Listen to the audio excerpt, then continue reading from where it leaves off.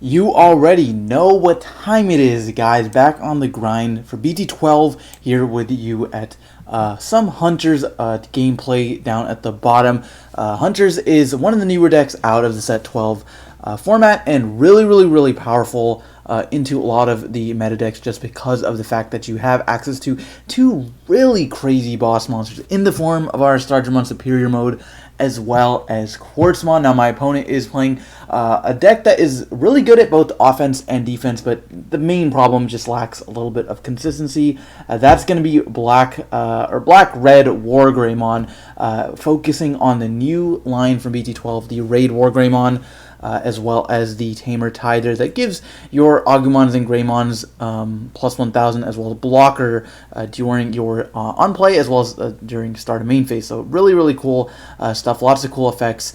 So down at the bottom, just pretty standard setup here. Rookie Tamers, in that sense, pretty similar to Crossheart. But what I can do is just Digivolve into my champion here, my Digimon. That's one of your key pieces. You usually don't want to evolve him in the way that I just did, but I kind of wanted to just dig a little bit, and still a little bit new to this deck, so figuring out some of the plays. We're just going to draw one off the one attacking, and then when it is deleted, I'm going to use the Monimon effect first to draw one, and then save it. You do need to do it in that order, otherwise you won't be able to get the egg effect. Now we're just going to play Old Clockshot Man, which I honestly think is one of the best cards in the deck. You reveal 3, look for a Digimon with save, as well as a card with Hunters, I believe, so it searches any of the Tamers.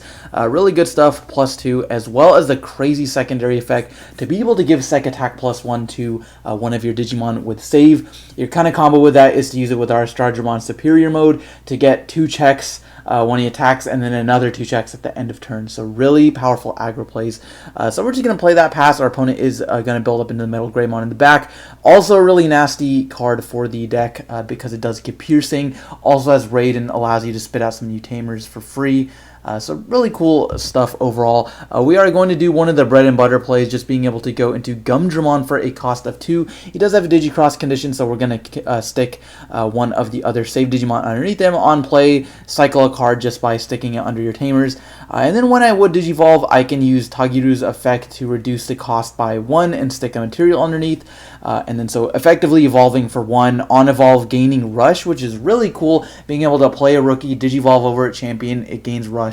Swinging, drawing 2 cards, and then just going into security. Now what I probably should have done there was just gone ahead and attacked with the superior mode, like gone into superior mode for 4, and then I could have just attacked security anyways.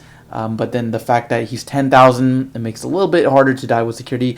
But I also didn't think it was super relevant, just because he could out it next turn anyways, and superior mode doesn't have save. So I don't know. You guys let me know what you think was the correct play. But regardless, we are going to play the Taiki Kudo for a cost of 3, being able to cycle a card next turn. And you do want to get to that 4 Tamer benchmark for the Old Clockshot Man to be able to utilize a secondary effect.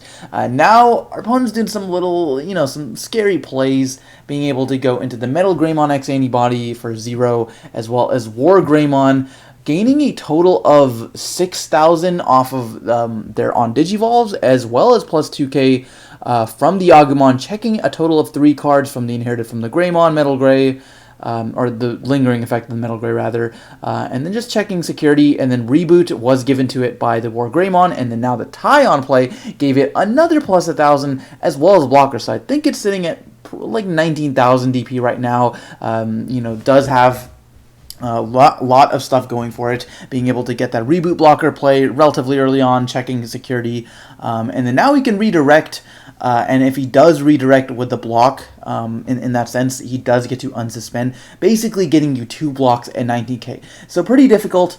I'm debating on what to do here, and I think I just want to cycle cards at this point. I know I'm probably not going to be able to get through and kill him this turn, so I think I'm just trying to draw into as many apps as possible. Just swinging into security, drawing off of our egg here. And then potentially being able to go into something like a Gumdramon, drawing again. So that's exactly what we're going to do. Gumdramon into Gumdramon for Digicross, -2, total of 2 cost, utilizing the effect to just stick the Shoutmon King underneath and draw a card, and then going to go ahead into the Digimon, of course being able to utilize both Taiki and Tagiru now to be able to make it a 0 cost Evo, gaining Rush, Again, which would be really strong if there wasn't a giant literal wall in front of us right now, so can't deal with this.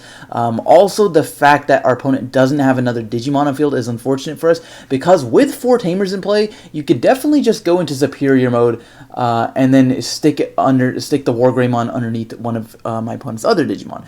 But we're just going to go Security, drawing 3 cards, a little bit ridiculous, and then just saving the Arstargemon anyways. Now he's out of blocks, but unfortunately I'm also out of regular Arstargemons. That card's pretty pivotal. Being able to gain rush off of its Evo effect is pretty important.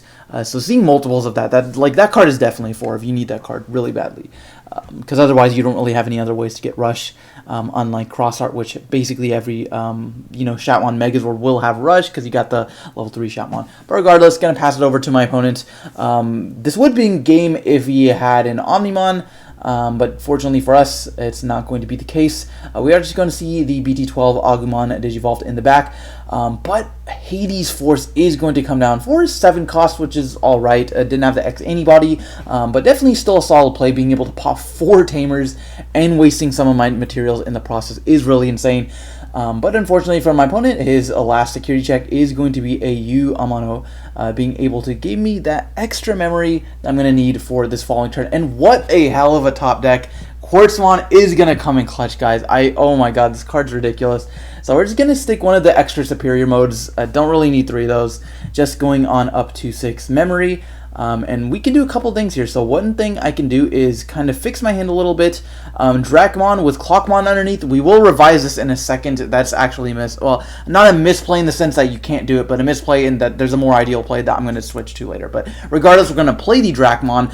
Mulliganing 3 Tamers, basically. You get to stick up to 3 Tamers and draw the same number of cards. And we drew the Arstargemon, regular one, which we definitely needed, so we can evo it for a 0 cost, basically, putting the superior mode and king version underneath it to then draw a card and giving ourselves rush for the turn, which I guess that part wasn't like super important because we're not actually going to attack. So right here I'm going to revise what I did earlier. Instead of digicrossing with the Clockmon, I'm going to digicross with the Damimon because I actually die if I don't do it this way. But hopefully you guys can follow kind of what I did there. Just basically took back a move into the Damimon instead because it does give blocker as an inherited. So we're going to go again into our Arstargemon, not being able to utilize the effect, but now we're going to go into Quartzmon for a cost of 9. Being able to just Digivolve from any level 5 save, it's pretty sick, and then suspending a Digimon or Tamer, and then gaining 1 memory for each pair of Digimon and or Tamers that are suspended. Gaining back 2 is pretty decent. Like, I mean, 7 is still quite a lot to pay memory wise, but this card is so difficult to outdo. Like, it's actually crazy. Unfortunately, that memory game mattered a lot because if my opponent had 1 more memory here, he could have closed out the game, I believe. Just being able to, just with the hand that he has. So unfortunately for my opponent, not going to quite get there, but we do see the Greymon X antibody as well as the Raid Metal Greymon from BT12, putting him to 2. If he was at 3 here, he could go into the WarGreymon. It would be plus 3,000 plus 4,000 from the egg, as well as plus 5,000 from Tai, 17,000 Wargrey, and then Raid would allow you to attack into the Quartzmon. So while he wouldn't be able to kill me, because the before the attack connects, the WarGreymon would try to unsuspend, but it can't because of Quartzmon. You still would really be in a really good position because then you could reboot the following turn and would still have 2 blocks. But unfortunately for my opponent, he will just pass turn with the WarGreymon evoed. A bajillion attack right now. Like I said, the Metal Greymon as well as Tai and WarGreymon, it's plus 7, 8k from the Agumon. Again, 20,000 WarGreymon stack is just absolutely astronomical. Like, I thought Jesmon numbers were bad, dude. Like, this is crazy. I thought Jesmon numbers were bad, dude. Like, this is crazy. So then what we can do is at the start of our turn, move out the Akakimon and then utilize use effect, of course drawing for a turn, sticking something underneath to then gain the memory for the turn. We can still do this without suspending it. The suspending part is just the second part. So then we're going to swing with Quartzmon, drawing 3 cards. Pretty crazy. I think we're swinging at 17k. And then on attack, we can suspend one of our opponent's Digimon and or Tamer, so we can definitely just utilize that to suspend the WarGreymon so that it won't be able to block.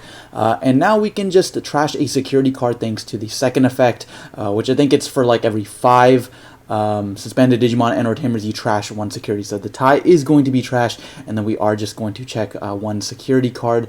4,000 on Greymon, nothing super special there. And I think we've got a game here. What we can do is just swing with the Ikakimon for 2,000. Hitting a tie, even if it died, it didn't matter because we actually do have a Digicross rookie plus our Stargemon in hand, so we could have just done that play. But instead, what we're going to do is going to go Shoutmon King, drawing off evolution using the when evolved to play a U from the hand, and then when digivolving into level 5, I can utilize this U's effect since it's non-suspended to stick material from the first U underneath the Shoutmon, and when digivolving into the superior mode here. So of course being suspended still, reducing the cost by 1. On Evolve, we do have that really powerful effect to place a level 3 underneath, like a level 3 Digimon underneath one of the other Digimon our opponent's field, so we can increase that level cap for each of the Tamers we've got in play, being able to stick the WarGreymon underneath the other WarGreymon. And once all of that is done and over with, end of your turn once per turn. If this Digimon has 4 more Digivolution cards, you can attack without suspending. Since we've got 4 Digivolution cards, we can just go ahead, end of turn, swing for game. So guys, that is going to do it for this one. Hopefully you enjoyed. Thank you so much for watching, and we'll see you in the next time.